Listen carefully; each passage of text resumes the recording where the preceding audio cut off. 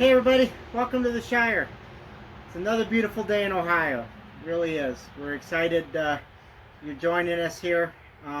Today started off pretty rainy, pretty drizzly, pretty cold, and it's turned into a magnificent day. Probably mid 40s right now. Drying out, pretty muddy around, but it's drying out and turned into a great day.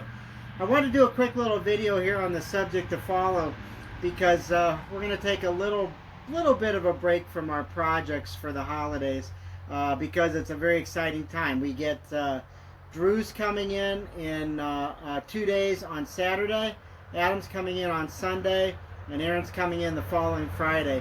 So everybody will be here for Christmas. We get to spend some time down here at the Shire, and that always means shenanigans. But today I wanted to do a quick little video. We are going to do a major reveal with the cabin. I was hoping we were going to do that today, but the reality of it is that there was just too many things we were trying to catch up with, and we are so close. We are just that close to being ready to show you the cabin, but we're going to do that probably this weekend. We got a couple more things we want to clean up, and I know Bets wants to put a few more decorations up, but boy, it's been really cool, and we haven't really given you complete tours of the cabin or the little house or the barn or any of that. So we want to do that for you coming up here. But today I wanted to touch on a subject that comes up a lot when you're talking about off-grid houses, off-grid cabins, off-grid shelters. Now, we are off-grid truly, but sort of. Now, why do I say that? Right back there, the cabin, 400 feet that way, the cabin's got electricity, got running water, and all of those things that we've put in. We did not run electricity to the cabin here for a number of reasons. The number one being that it was just so darn expensive. To run from the barn to here, 400 plus feet, double circuit, 3,500 in materials. That's just a lot to swallow. Now I know we're going to do it eventually. We're going to do it probably in the spring, to be honest with you, maybe next summer. But the reality is we had this and we wanted to try to do a little experiment in how we would deal with being off-grid. So we have no running water, we have no electricity, we have no septic here. That's why we showed you the composting toilet, we showed you the sink concept, but how do we power the cabin? Well, the cabin has some relatively low power needs. What I mean by that is we have halogen lights that require very little power to run. We have a couple of strings. We have a string outside, string inside, some upstairs that are all halogen, and as a result, we have we have somewhat modest power needs. But when we come down here to do projects, we need to run power tools. We need to do things like a teapot when we want a cup of tea. Even in the summertime, we air condition. I know, off-grid and air conditioning, right? But nevertheless, we air condition, and then for heat, of course, we use the wood stove, but you know, we have fans and things like that. So two of the options that we've chosen to use are pretty simple and widely available. The number one is the Yamaha 2,000 watt generator.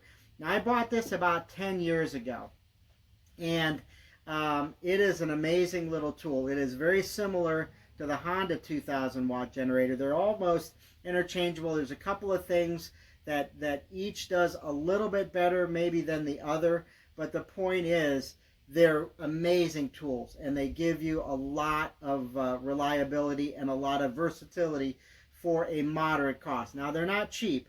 When I bought this 10 years ago, it was $800. To replace it today, it's probably more like about $1,100, $1,050, $1,100. Not cheap, but it gives you a ton of utility.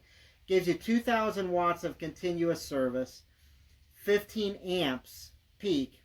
It will go slightly over that, but not a lot, and I'll show you in a minute kind of what that looks like.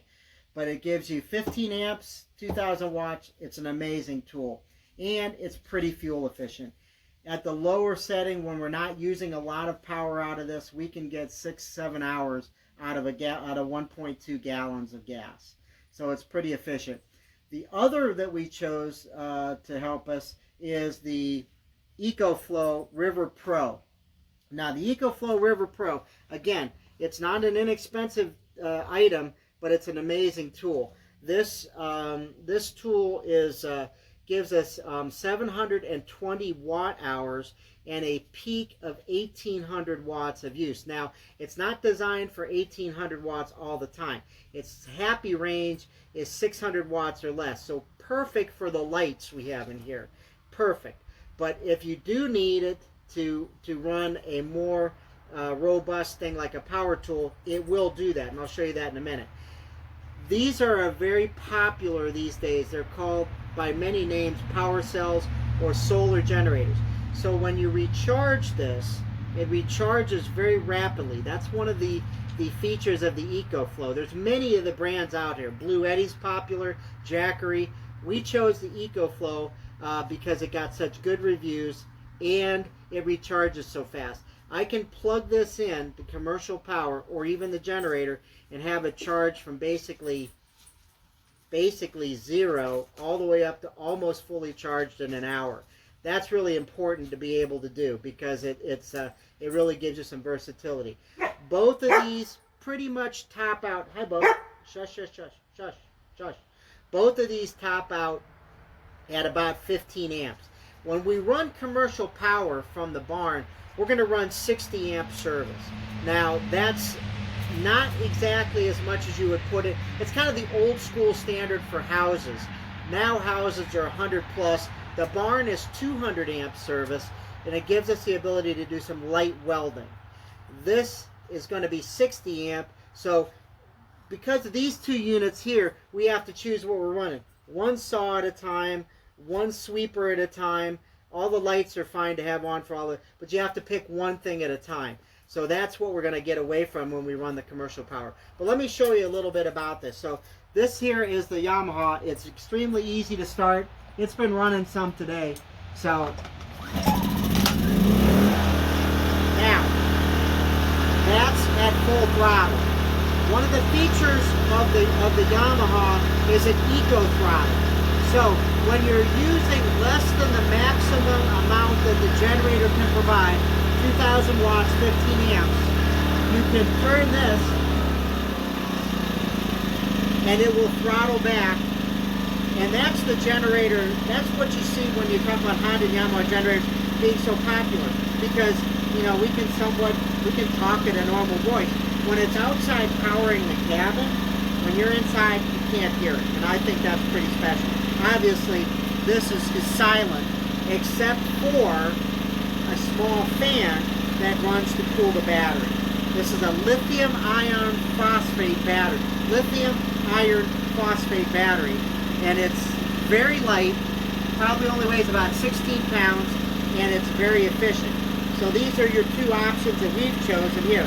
Our gas powered generator, our solar electric powered battery generator. So let me show you real quick how this works. So I have right here a shop vac. Shop vacs are notoriously power hungry. So this is throttled down. So let me show you how this works.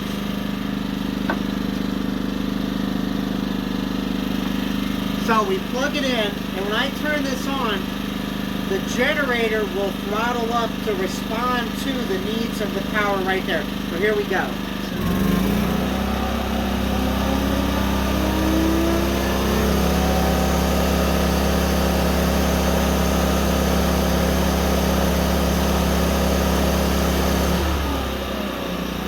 Now, the first couple times you do that, it's a little scary because the engine takes a while, the motor in the vacuum cleaner takes a little while to spool up because it's drawing power, it's throttling up to provide more power, and it's trying to get up to speed. So it takes a little bit of time for that to do that. Now, if we turn the eco throttle off, it's instantaneous, seamless.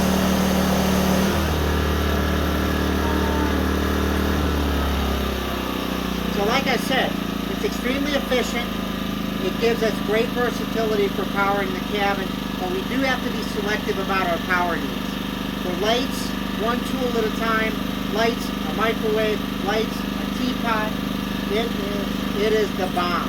and it's very efficient. Like I said, even at full throttle, we probably get 4 hours out of 1.2 gallons. So that's the Yamaha generator. Real simple to change the oil. Change the oil every 100 hours, and this one's probably got literally, I don't know, maybe as much as 900 or 1,000 hours on it, and it runs like it was brand new. But the important thing is run it. The thing is, if you let these sit in your garage and expect them to run after not starting it for a couple years, you're going to be disappointed, because the carburetors in these are a little sensitive. As long as you run them, they will run forever.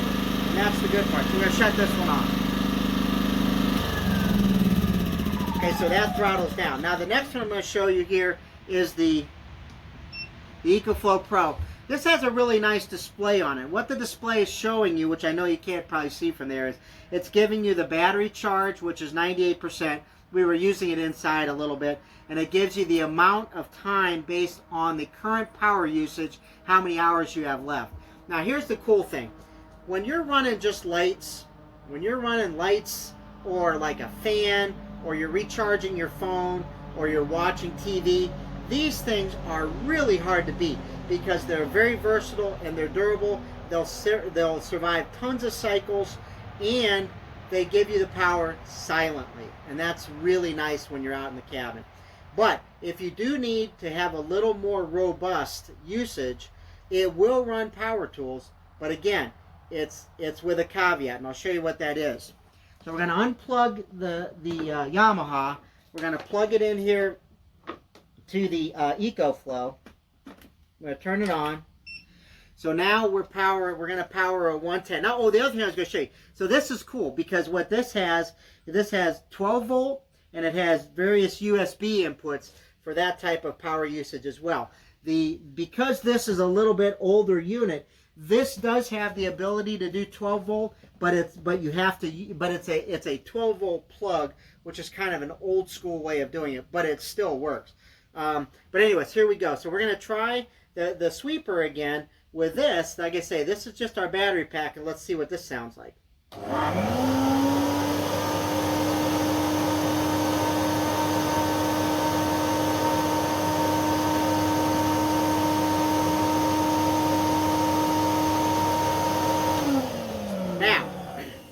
You probably couldn't hear that on the video, but it seems like it's running slightly slower. It still works fine. It's still sweeping, it's still picking up, it's still doing everything it needs to do.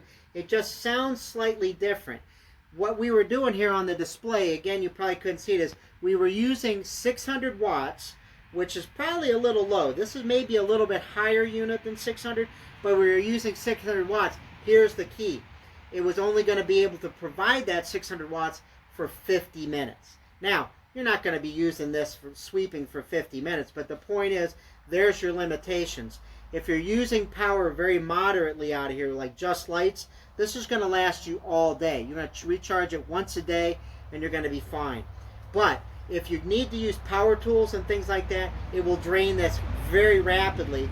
And I don't mean very rapidly, it'll work, but again, it's not exactly the right tool for that. Now, this EcoFlow comes in sizes much larger than this and much more capable, but again, much more expensive. This was about $420. I think I got it last year, about now, on sale, and $420. It's an amazing tool, 720 watt hours, great tool. This one, again, if you were to buy it today, probably $10, $50, $1,100. Limitless amount of time. It's just fuel based. I mean, obviously keep your fuel clean, keep it ready, and it'll be very efficient for you. But anyways, that's why I wanted to show you a little bit about how we power the cabin. Again, we're going to go and run commercial power out here next year, but if you're off grid, there's all sorts of really cool possibilities here. You got your gas generators, a little bit of sound, a little bit of fuel usage, but amazing versatility. If you want to go the more nature route, you've got these solar generators now, or solar power packs, that you can recharge with your car. You can recharge through commercial power. You can recharge with solar panels. But they are limited in their output. You have to know your power needs. And that's the thing I would say if anybody's considering powering something off-grid. Know your power needs. That's very important. You're not going to run a refrigerator, an air conditioner, and a table saw off of any of these. You're going to have to choose one or the other. If you want to do that, you're going to have to run commercial power, or you're going to have to get a much, much larger generator in multiple battery packs. They're available. It's all about how much you want to spend. But anyways, so that's it. So we are extremely excited to show you the cabin, the little house, and we're really psyched about the boys coming home for the holidays. We are totally psyched for that, and we're going to be doing a lot of shenanigans down here. So I just wanted to get this one out of the way, kind of show you a little bit about how we do this. Then when we show you the tour, you'll get to see how that all plays in and how that works. But anyways, that's all I got for you today. Again, thanks for joining us. And we do really appreciate the nice comments we get, the fact that people are starting to view the channel. And I know all the other channels say, hey, you know, tell me a comment, what you like, what you don't like. Please join, be a subscriber. It doesn't cost anything. I'm not selling anything. I'm not sponsored by any of these products. You know, I'm just showing you what I use and why I use it and why I like it. And you know, just come along for the ride and enjoy the time we spend in the woods here, because we really do love it here. Anyway, so keep those days filled with shenanigans. Bo and I are going to start packing up and head north, and we will see you very soon. Bye now.